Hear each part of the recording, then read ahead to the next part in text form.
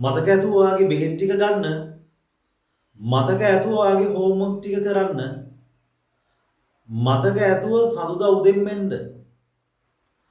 මතක ඇතුව මට කෝල් කරන්න. අපි කොහොමද ඔන්න ඔය විදිහේ අදහස් ටිකක් ඉංග්‍රීසි වලින් කතා කරන්නේ?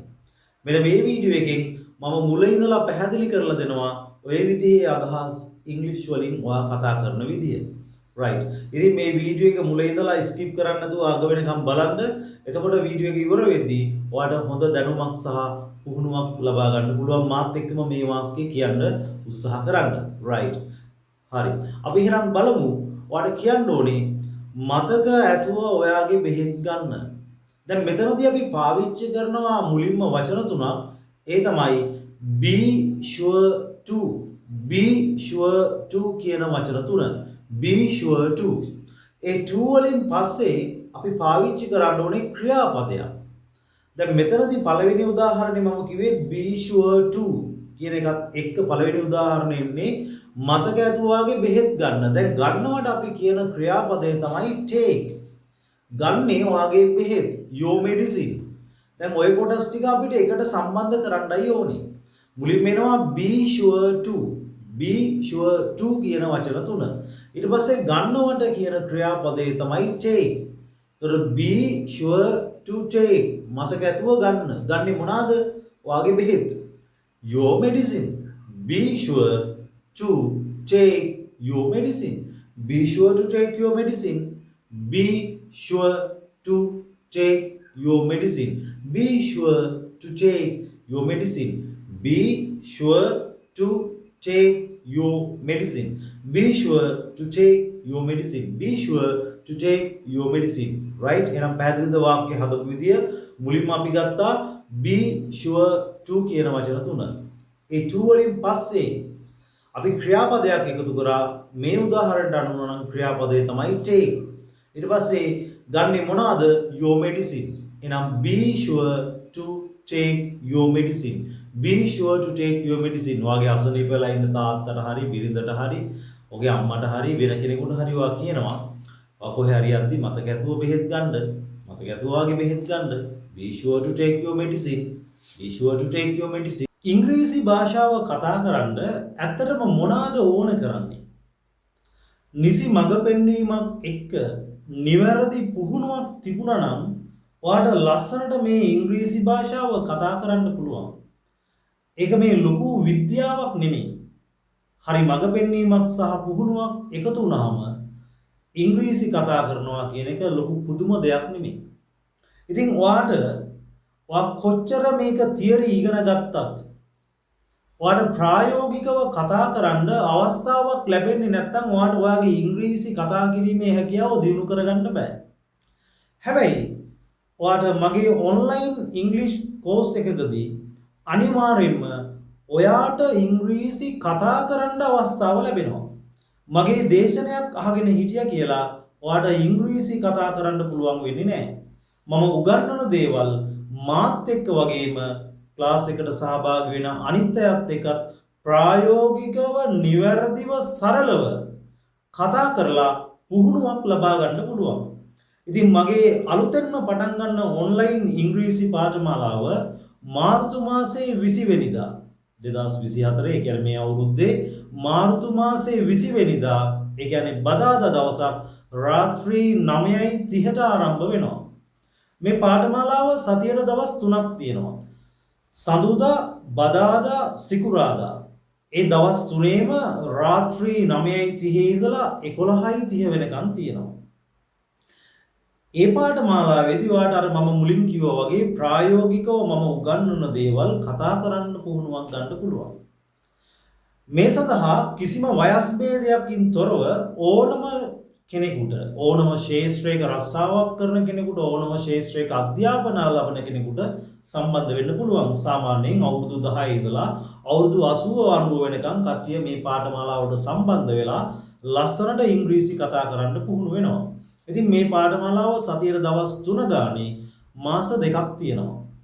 ඒ මාස දෙකේදී අනිවාර්යෙන්ම ඔයාට තව කෙනෙක් එක්ක කිසිම බයක් නැතුව ලැජ්ජාවක් නැතුව පැකිලීමක් නැතුව ඉංග්‍රීසි කතා කරන්න පුළුවන් ප්‍රායෝගික පුහුණුවක් අනිවාර්යයෙන්ම ලැබෙනවා. මේ මාස දෙකටම අය කිරීම වෙන්නේ රුපියල් 4500ක් විතරයි.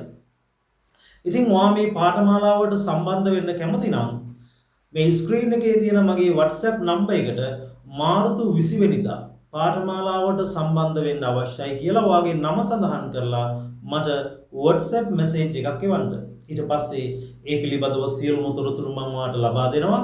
මාර්තු මාසයේ 20 වෙනිදා ඉඳලා ඔයාලට පන්තියට සම්බන්ධ වෙලා Zoom තාක්ෂණය ඔස්සේ ප්‍රායෝගිකව ඉංග්‍රීසි කතා කරන්න පුළුවන්. ඔයා ලංකාවේ හිටියත්, විදේශ රටක හිටියත්, ලෝකේ ඕනම තැනක හිටියත් ඔයාලට හොඳට 4G සිග්නල් තියෙනවා නම් මේ පාඨමාලාවට සම්බන්ධ වෙලා පුහුණු වීම කරන්න පුළුවන්. ඒත් එක්කම යම්කිසි දවසකට ඔයාලට මේ දවසේ සම්බන්ධ වෙන්න බැරි වුණොත් ඒ දවසට අදාළ වීඩියෝ රෙකෝඩින් එක අනිවාර්යයෙන්ම ලබා දෙනවා. මොකද ඔයාගේ කාර්යබහුල ජීවිතයත් එක්ක සමහරට ඔයාලට මේකට සම්බන්ධ වෙන්න බැරි වෙන්න පුළුවන් දවසක් දෙකක්. ඉතින් ඒ නිසා ඒ දවසට අදාළ වීඩියෝ රෙකෝඩින් එක ගන්නත් පුළුවන්. පාඨමාලාව අවසානයේ ඔයාලට සහතිකයක් ලබා ගන්නත් පුළුවන්. ඉතින් සහතික කොච්චර තිබුණත් වැඩක් නැහැ නේ ඉංග්‍රීසි කතා කරන්න බැරි නම්. ඉතින් ඉංග්‍රීසි කතා කිරීමේ හැකියාව ඔයාලට ඇත්තටම ලබා ගන්න ඕනේ නම් ඔයාලට පුළුවන් මේ පාඨමාලාවට සම්බන්ධ වෙලා ලස්සනට ඉංග්‍රීසි කතා කරලා ඔයාගේ ටාගට්ස් වලට යන්න. ඔයාගේ අනාගත ඉලක්ක වලට, අනාගත අරමුණු වලට යන්න පුළුවන් මේ පාඨමාලාව සාර්ථකව සම්පූර්ණ කිරීම තුලින්. right. ඔයාගේ පොඩි දුවට හරි පුතාට හරි ඔයා කියන්න ඕනේ මතක ඇතුව ඔයාගේ හෝම්වර්ක් ටික කරන්න. සමහරට ඔයා ඔෆිස් ගිහිල්ලා ඉඳිත් එයා කාටුන් බලනවා නැත්නම් සෙල්ලම් කර කර ඉන්න පුළුවන්. ඉතින් ඔයා යද්දි කියනවා මතක ඇතුව ඔයාගේ හෝම්වර්ක් ටික කරන්න. මතක ඇතුව ඔයාගේ හෝම්වර්ක් ටික කරන්න. දැන් ආයෙත් අර මතක ඇතුව කියන අදහස ගන්න be sure to. be sure to. be sure to. දැන් මෙතනදී ක්‍රියාපදේ තමයි to වලින් පස්සේ පාවිච්චි කරන කරනවා කියන ක්‍රියාපදේ. යම් දෙයක් කරනවා කියන අදහස ගන්න අපි ගන්නවා to. ඒතර be sure to do. ඔයාගේ ගෙදර වැඩ your homework. be sure to do your homework. be sure to do your homework. be sure to do your homework.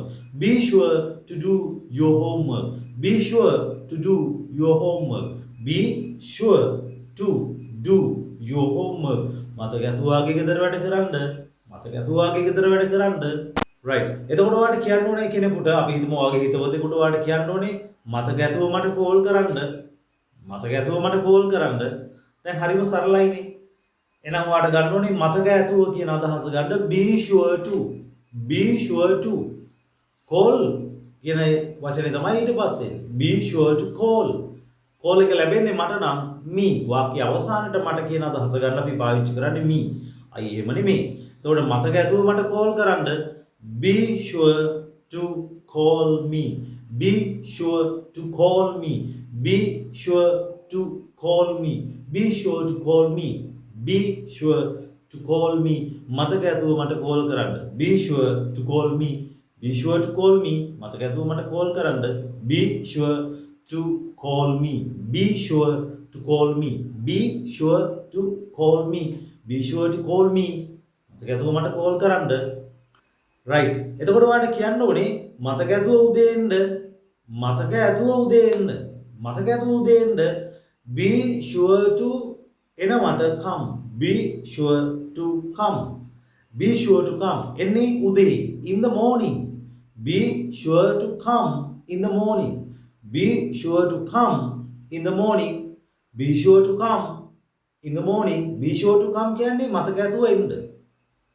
ඊට පස්සේ උදේම in the morning. be sure to come in the morning. be sure to come in the morning. මතක ඇතුව එළවලු ටිකක් ගන්න. එළවලු ටිකක් මිලදී ගන්න. මතක ඇතුව එළවලු ටිකක් මිලදී ගන්න. be sure to buy. be sure to buy. එළවලු ටිකක් some vegetable. එළවලු ගොඩක් ගන්න බෑ මේ දවස්වල. ලොකු මිලක් තියෙනවනේ එළවලු වලට.